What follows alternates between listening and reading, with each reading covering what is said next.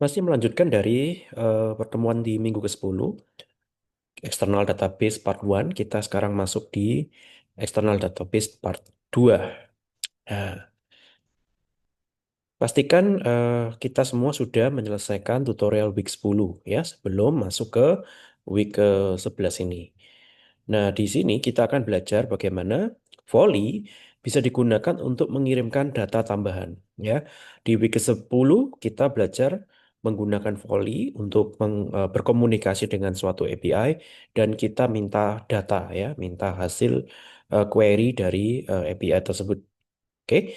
Nah, di week ke-11 ini kita juga dapat melakukan hal yang sebaliknya. Kita em, dapat mengirimkan data yang akan nanti diterima oleh API, kemudian API akan memproses data tersebut.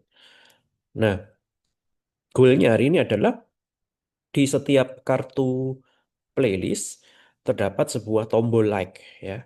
Nah, tombol like ini menunjukkan atau memperlihatkan jumlah like dari playlist ini. Jika kita tekan tombol like ini, maka jumlahnya akan bertambah satu. Oke, tentu saja ini implementasi yang salah ya. Harusnya kita hanya bisa melakukan like sekali. Kalau kita klik lagi dislike-nya seperti itu. Tapi di sini kita tidak batasi jumlah like-nya. Artinya kita bisa melakukan spam like di tombol ini. Oke.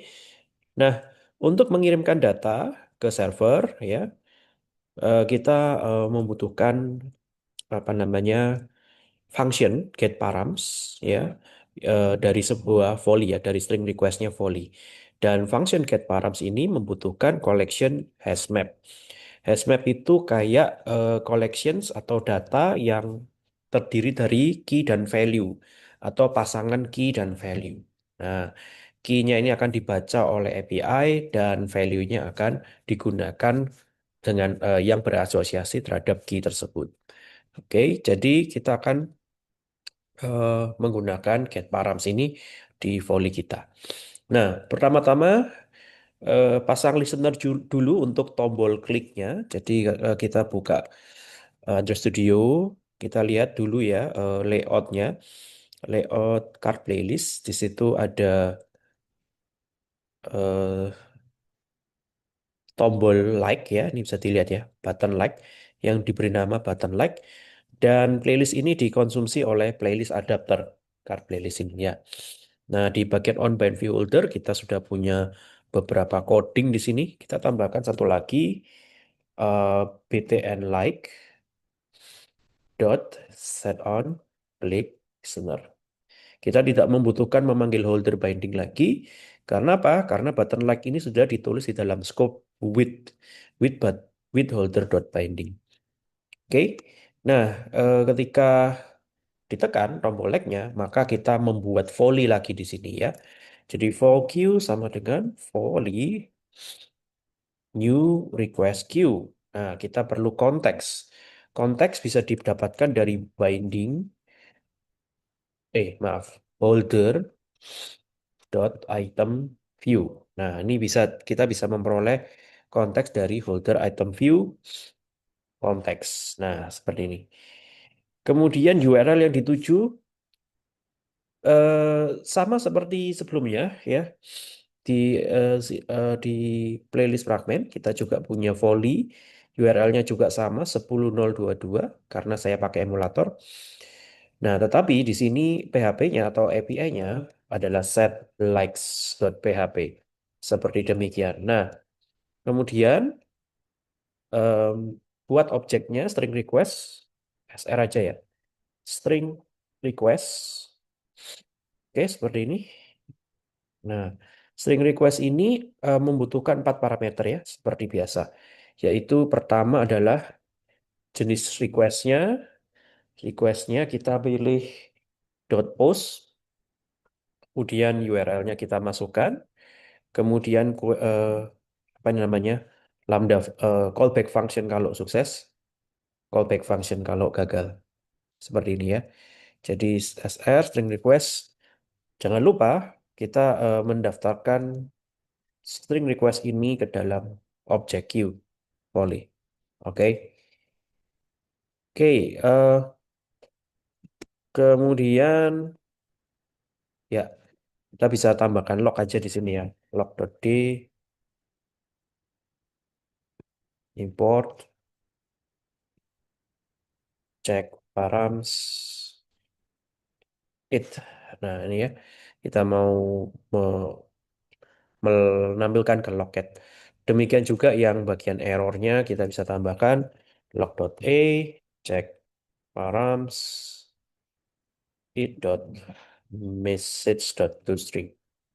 Nah, kayak gini kayaknya. Nah, selesai. Kemudian eh, kita punya suatu API bernama set underscore likes ya, dan kita akan gunakan untuk menambahkan jumlah like. Tapi sebelum ke sana, kita harus mengirimkan sebuah data kepada kepada API tersebut, yaitu apa? Playlist ID, ID playlist mana yang kita like ya. Dari sekian banyak playlist, tentu saja tidak semuanya kita like. Tombolnya hanya terasosiasi pada suatu playlist. Jadi kita perlu mengirimkan ID ini supaya bisa ditangkap oleh API kita. Oke. Oleh karena itu, kita akan melakukan overriding get params dari string request.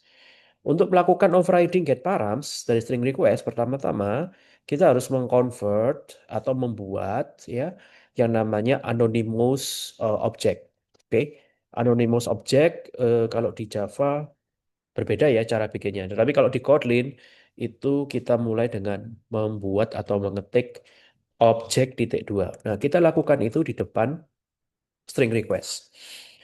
Objek titik dua seperti ini. Oke, string request.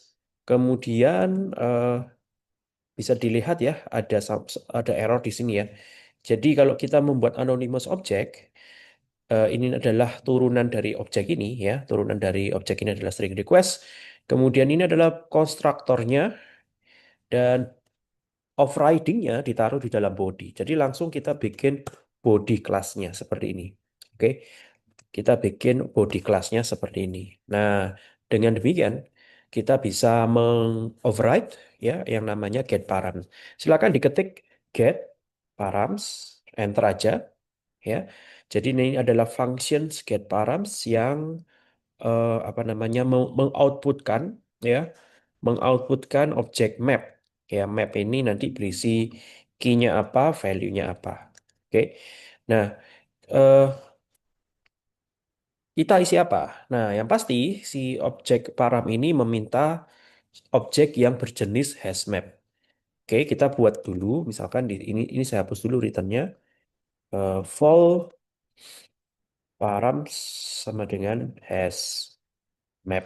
Oke, hashmap string dan string. Nah, eh, string yang pertama ini mengindikasikan key. Key itu biasanya string ya. Key itu biasanya string. Kemudian yang kedua ini bisa any object ya, bisa bisa apa namanya? Bisa integer, bisa boolean, string ya. Biasanya kita bisa ketik any nih ya, artinya bisa berwujud apapun ya. Tapi di sini kita contohkan aja pakai string. Jadi key-nya string, value-nya juga string. Kemudian kita mulai membuat key yang pertama, params ID sama dengan kita dapatkan ID ini dari playlist position ya. Jadi kita ketik playlist position ke positions dot ID. Sorry, dot ID dot toString. Ya, seperti ini ya. Jadi params untuk key ID itu diambil dari playlist position ID toString. Kemudian jangan lupa return param. Ada kekeliruan di sini ya. Ini kita get param ini ada berbagai macam jenis ya. Kita pilih yang mutable map ya. Mutable map. Jadi kita ketik yang mutable map di sini. Oke. Mutable map string. Kalau mutable map ini stringnya tidak perlu tanda tanya ya, tidak perlu boleh nul. Jadi seperti ini bentuknya ya. Mutable map, string-string, vol params, hash map, kemudian returnnya return params ya. Karena get param ada berbagai macam jenis. Oke. Nah, codingan kita ini bisa dipendekin menjadi seperti ini yang lebih simple. Sorry, ini saya komen dulu ya. Saya komen dulu. Ini ya. Override get params. Terus langsung sorry, override fun ya, fun. Nah, gini ya. Langsung kita sama dengankan, lalu kita ketik hash map of dan ketikkan ID-nya apa, key-nya apa, key-nya adalah ID, ya. Kemudian value-nya apa? Value-nya kita isi playlist ID to string ya, playlist ID to string. Ya, jadi ada dua cara, cara yang agak panjang seperti ini, ya kan? Atau cara yang lebih pendek ya, get param sama dengan hash map of, di mana key ini akan eh, terasosiasi dengan value ID to string ya. Jadi ini karena ini sama dengan artinya dia langsung return. Oke, jadi ini adalah codingan sederhana untuk mengirimkan sebuah ID ya ke ke server. Jika nantinya kita butuh mengirimkan lebih dari satu data, ini tinggal di koma aja, lalu silakan diketik data selanjutnya, misalkan title to playlist eh, position dot apa ini title, nah dan seterusnya. Jadi kita bisa mengirimkan lebih dari satu informasi dengan menggunakan hash map of, tinggal kita koma-koma. Oke, jadi ini kita akan hapus dulu.